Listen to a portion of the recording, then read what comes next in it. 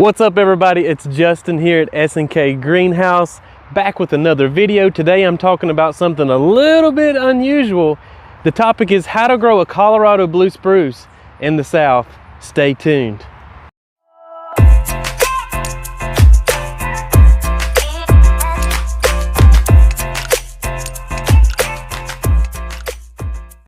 Okay, so first off, I'm in Shelby, North Carolina, which is zone 7B. And we are hit with some nasty, hot, humid summers. Even today, as I'm recording this, it's like 90 degrees, humidity so thick you can cut it with a knife, and it really limits what you can have success growing here in terms of conifers. So right now I'm standing beside a particular cultivar of blue spruce called Fat Albert. Scientific name, Picea pungens Fat Albert.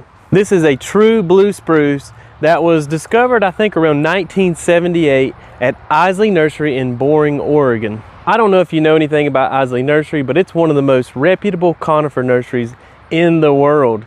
And before they released this particular cultivar of blue spruce, they went through lots of monitoring and studying, making sure it was hardy enough, dense enough, strong enough, made sure the color was right. And then they released it, and this is probably one of the toughest blue spruces you can grow. Now I'm mentioning Fat Albert because not only will it withstand temperatures 50 below zero, it'll also thrive in our hot, humid summers if planted properly. Now these are some we have here in stock at S&K, but in just a moment I'm going to be showing you one that I've had growing for over 6 years down at the entrance of our nursery. Now these in particular have just started flushing out, and you can see that there's an interesting contrast between the new growth, which is like a baby blue, and then the inner old growth that is a dark blue. Now this makes for an outstanding looking specimen in your landscape. Here in the South you can expect this tree to grow anywhere from 15 to 25 feet tall, 10 feet wide. It needs 6 or more hours of sun, and it loves well-drained soil, which is something I really want to talk about. Now here in the South we have clay soil, and although it's full of nutrients, it can be a nightmare when it comes to moisture control.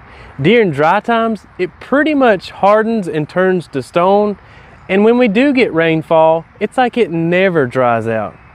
Using soil amendments can mean all the difference in the world when planting conifers in the South. Mushroom compost or cow manure compost both work great, but when it comes to planting conifers, my go-to is soil conditioner or soil enhancer because it's made from pine bark, and pine bark is slightly acidic and it breaks down the clay over time.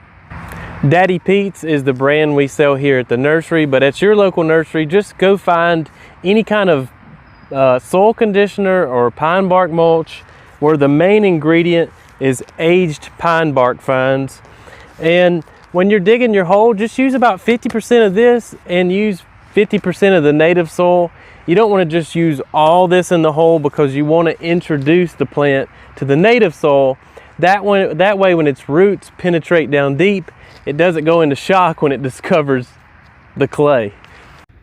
Also, when you're digging the hole, don't dig a really deep hole, just dig a wide hole that's 1.5 times the size of the root ball.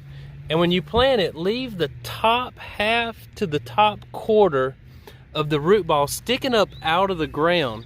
Conifers, especially spruces, really enjoy this because it gets oxygen straight to the roots and it emulates their natural environment, which is pretty rocky, and oxygen is just readily available. Another tip I'll mention is planting on a slope or on level ground, never in a bottom where water collects.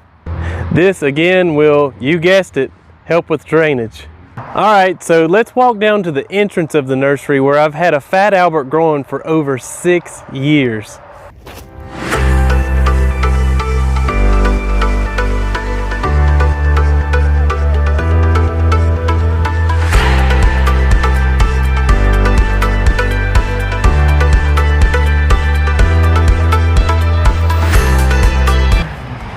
All right guys, so here it is. Here is the Fat Albert I planted about 6 years ago from a 10-gallon pot. It probably stood, I don't know, 3.5 foot tall. And as you can see today, it's well over 8 feet, probably approaching 9 feet tall. It's as healthy as a horse. No needle rust on this thing. Even the Isley rep came out to look at it and said this was probably one of the healthiest blue spruces he's ever seen growing in this zone. And speaking of zones, I probably wouldn't plant this tree in anything warmer than zone 8. Again, we're zone 7B and it's doing great here, but anything warmer than zone 8, I don't think you're going to have a cold enough winter for this tree to really do well.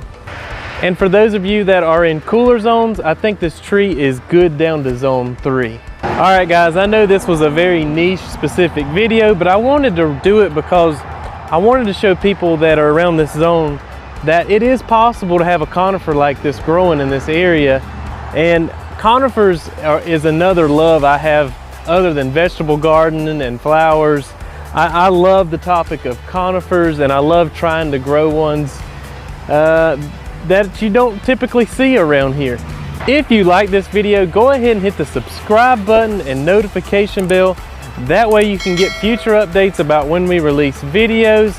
Until next time, become a plant person.